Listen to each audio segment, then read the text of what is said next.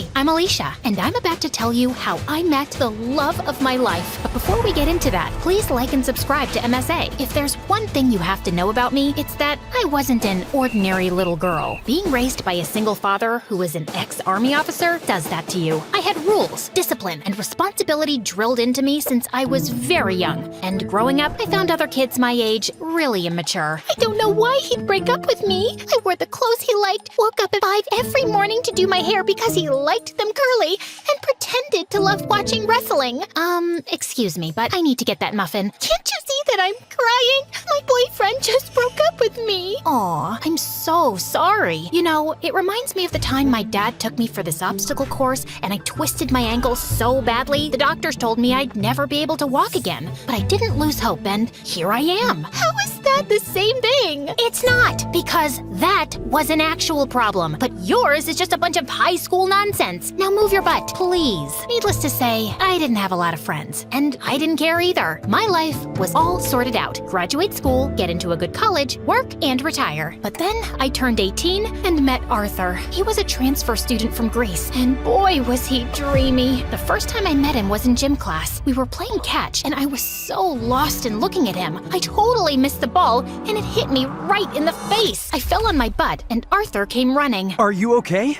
You're bleeding. It's nothing. I'm used to much worse. On second thoughts, I might need a doctor. Arthur smiled and carried me to the nurse's office. The entire time I was there, he sat next to me, and later he dropped me home. We became friends after that, and slowly I fell for him. He was smart, mature, and sweet. If there was one guy I wanted to date, it was him. So I decided to ask him out, except I didn't know how. So I turned to MSA for help, and it did not disappoint. Rule number 1, never let your crush know you're interested in him. Avoid eye contact and do not speak at all. The next day, when Arthur waved at me in the hallway, I wrinkled my nose and turned away. He sat next to me in class, but I didn't pay any attention. But then in the cafeteria, he caught up with me. Are you avoiding me? Me? Avoiding you? Oh, don't be silly. I was just really busy thinking about global warming and how it's impacting the fish population. Oh, that reminds me. I have to water my fish.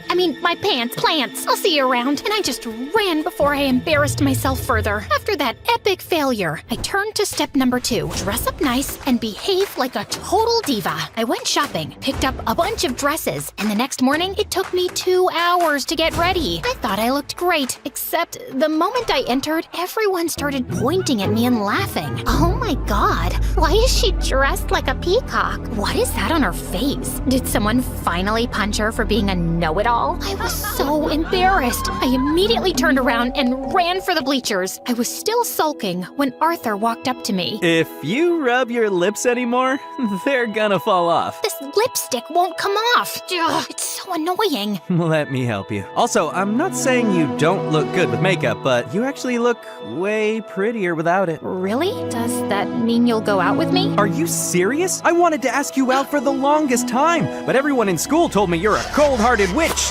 Cold-hearted girl who hates people. That's not true. I hate dumb people. There's a difference. So, you and I, dinner tomorrow? I'd love to. My first date with Arthur was perfect, and he told me that his parents were divorced like mine, and he lived with his mom and 9-year-old brother Charlie. We started dating soon after, and spent all our time together. People in school were also nicer to me, since I was Arthur's girlfriend, and even Dad liked him a lot. Life was just better with him in it, until things started getting weird. Some days he would come to school looking like a half-dead zombie, and other days he would skip school altogether. His grades were slipping, we were barely seeing each other, and I knew something was wrong. So one day when he canceled our date, I went to his place with his favorite ice cream. But when I knocked on the door, some kid opened up. Hi, you must be Charlie. Is your brother around? Is that ice cream? Give me it. Hey, that's not very nice. Say, ma'am, could I please have that tub of ice cream? Repeat after me. Sure.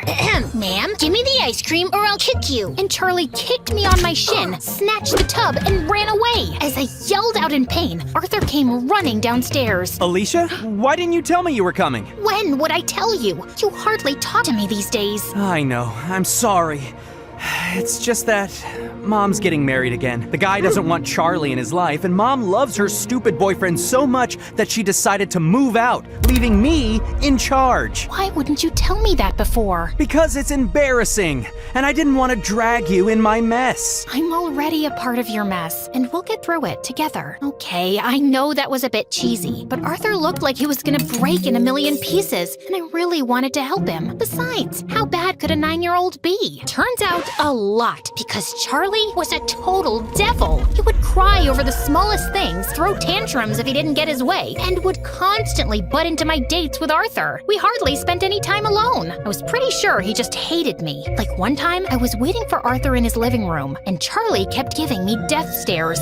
Something on my face? I was just trying to figure out how someone can look like a horse and a camel at the same time. That's kind of mean, Charlie. And you're kinda ugly. Anyway, have fun on the date. It won't last long. And 10 minutes into the date, Arthur got a call from the babysitter that Charlie had locked himself in the washroom and we had to run back. Then another time, it was Dad's birthday and I had planned a really cool surprise for him. I'd invited all his old friends from the army. Arthur helped me deck up the place and I was arranging the cake when Charlie walked up to me. Oh, wow. This cake looks yummy. Give me a piece. Only after my dad cuts it. But I'm hungry now. Then eat something else. There's a whole pizza on the counter. Are you stupid? I said I want the cake. Charlie tried to get the cake, but I got in his way. He shoved me away, and I accidentally knocked into the cake, which crashed to the floor. Whoopsie. Guess no one gets to eat it. What happened? I heard some noise. Your brother ruined my surprise. I just asked her to give me some cake. And I asked you to wait. Relax, Alicia. We'll get a new cake. I'm sure your dad won't know. That's not the point, Arthur. Your brother is a spoiled brat. He needs some discipline. You put that kid on a leash, or I swear I will. He's my brother, not some dog I can put a leash on. I know he made a mistake, but he's just a kid. You know what? We'll just leave. We wouldn't want to ruin your evening any more than we have. Perfect. Arthur took Charlie's hand and they left. I wanted to stop them, but I was too mad. Later that night, when I calmed down, I realized I might have been too rude and called Arthur up, but he didn't answer. He didn't even show up to school the next day, and neither did Charlie. So I went to his place to talk to him and saw Charlie crying on the porch. What's wrong? Arthur wasn't here when I woke up this morning, and I don't know where he went. Did you call him? He left his phone behind. Then why didn't you answer when I called? Anyway, don't worry. We'll find him. But till then, you're coming home with me. No, I don't like you. You don't have to like me, but I'm not leaving you alone till Arthur gets back. So annoying. We waited the whole day for Arthur to show up or get in touch, but he didn't. By nightfall, I decided to sleep in the lounge and offered Charlie my room. If you need anything. The next morning, Arthur was still a no-show. I couldn't reach his mom either, and then remembered he told me she was out of the country on her honeymoon. Next, I asked his friends and colleagues, but none of them knew where he was. Eventually, I contacted the police, but even a week later, they had no news of him, and I was worried sick. What could have possibly happened to him? Meanwhile, Charlie refused to go to school or shower. He mostly kept himself locked in my room and reacted rudely to any nice gesture I made. I was losing my mind. So I turned to Dad for help, and he promised he'd get a word out to his colleagues in the army to track Arthur down. I still don't know what to do with Charlie. He shuts me down every time I try to talk to him. He's been through a lot, Alicia. What he needs is some distraction to keep his mind off things.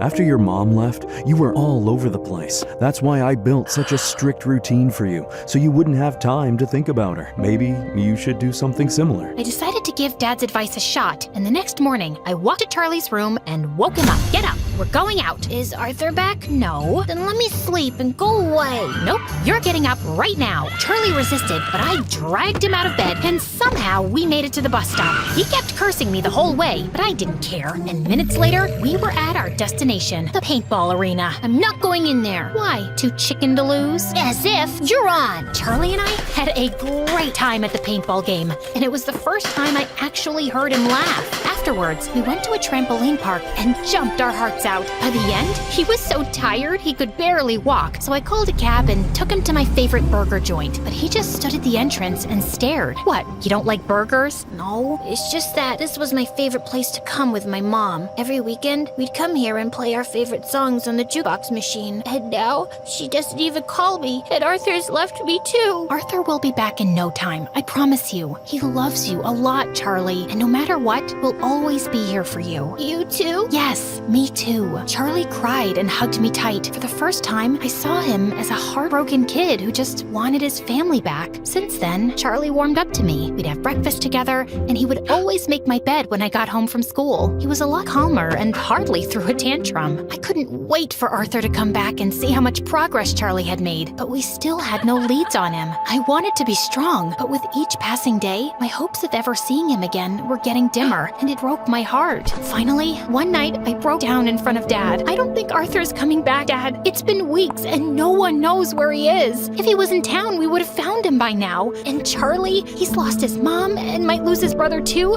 What can I even say to him? What? I turned around and saw Charlie standing at the door. You've been telling me all along the police will find him. You said you were sure. No, I'm sure he's fine, Charlie. I was just... Stop lying. Why do all grown-ups lie so much? I hate you, all of you. And Charlie just ran out of the house. Dad said he'd go after him, and as I was sitting in the kitchen in despair, the phone suddenly rang. It was the police, saying they'd found Arthur in a hospital close to town. I rushed to the location and texted Dad on the way. The doctors at the hospital told me that Arthur was brought in a few days back by the forest rangers. Apparently, he went on a hike and got injured, and since then, he'd been in a coma. I was sitting next to him when Charlie walked in with Dad. How is he? He hit his head, but he's out of danger. Doctors say there's a very good chance he'll be just fine. Charlie, promise me, no matter what happens, you and I will never fight again. I promise. I will never scream again, and I will always be a good brother. He will wake up, right?